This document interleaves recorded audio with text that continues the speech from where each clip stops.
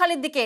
আমরা জানি যে সন্দেশখালীর পরিস্থিতি সরেজমিনে খতিয়ে দেখতে সন্দেশখালীতে ডিজিপি রাজীব কুমারের সঙ্গে এডিজি দক্ষিণবঙ্গ এবং বসিরহাটের এসপিও, সেই ছবি এই মুহূর্তে আপনাদেরকে দেখাচ্ছি। ধামাখালি থেকে আমরা জানি যে লঞ্চে করে সন্দেশখালীতে পৌঁছন ডিজিপি রাজীব কুমার এবং রাজীব কুমারের সঙ্গে রয়েছেন এডিজি দক্ষিণবঙ্গ এবং বসিরহাটের এসপিও।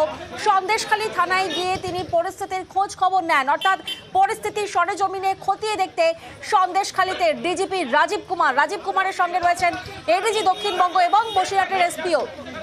প্রতিনিধি জিয়াউল এই মুহূর্তে আমাদের সঙ্গে রয়েছেন। জিয়াউল, ঠিক কতক্ষণ ধরে তিনি, আমরা জানি যে এর আগে যখন তোমার সাথে কথা বলেছিলাম তিনি থানায় ছিলেন, অর্থাৎ ডিজিপি থানায় বসে পরিস্থিতির খোঁজ খবর নিচ্ছিলেন। এই মুহূর্তে কি কি খবর সামনে উঠে আসছে, কি কি পরিস্থিতি খতিয়ে দেখলেন তিনি?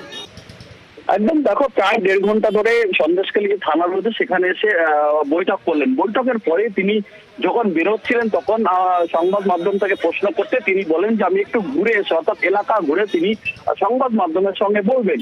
কিন্তু সেদিক থেকে, অর্থাৎ বিডিও অফিসের থেকে পাত্রপাড়ার দিকে যাওয়ার কথা ছিল, কিন্তু সেদিকে না গিয়ে তিনি একেবারে সন্দেশখালী ঘাট লাগোয়া যে পিডব্লিউডি বাংলো, অর্থাৎ সরকারি গেস্ট হাউস রয়েছে সেই গেস্ট হাউসে ঢুকলেন।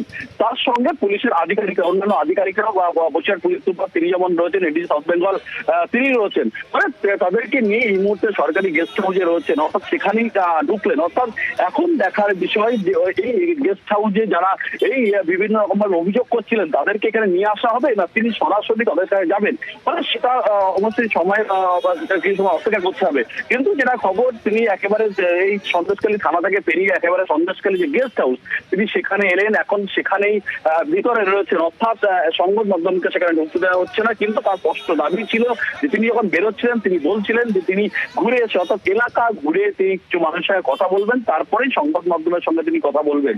কিন্তু দেখা গেল তিনি একেবারে সেই পত্রপাড়া বা অন্যান্য পাড়ায় যে যাওয়ার কথা ছিল পুলিশ ইতিমধ্যে সেখানে ব্যবস্থা নিয়েছেন, অর্থাৎ তিনি যাওয়ার কথা ছিল, তার জন্যই সেখানে যাওয়ার কথা ছিল। কিন্তু সেদিকে না গিয়ে তিনি সরাসরি একেবারে যে সরকারি বাংলো, অর্থাৎ পিডব্লিউডি গেস্ট হাউস সন্দেশখালী সেখানেই কিন্তু এই মুহূর্তে ঢুকলেন, সেখানেই রয়েছেন। তবে এখন দেখার বিষয়, সেখানে যে বারবার যে অভিযোগ উঠছিল যে সন্ত্রাসের অভিযোগ, সেই অভিযোগগুলো তাদেরকে এখানে নিয়ে এসে এখানে তাদের সঙ্গে কথা বলবেন না এখান থেকে গিয়ে তিনি আবার কিছুক্ষণ বিশ্রামের পর আবার তিনি গ্রামের দিকে ঢুকবেন, সেটা এখন কিছু সময় পরেই বলা যাবে। কিন্তু এই মুহূর্তে তিনি সরকারি গেস্ট হাউস পিডব্লিউডি যে সন্দেশখালী ফেরিঘাটের একেবারে লাগোয়া যে গেস্ট হাউস রয়েছে সেখানেই তিনি ঢুকলেন এবং সঙ্গে রয়েছেন এডিজি সাউথ বেঙ্গল এবং বসিরহাট পুলিশ সুপার হোসেন মেহেদী রহমান। বেশ।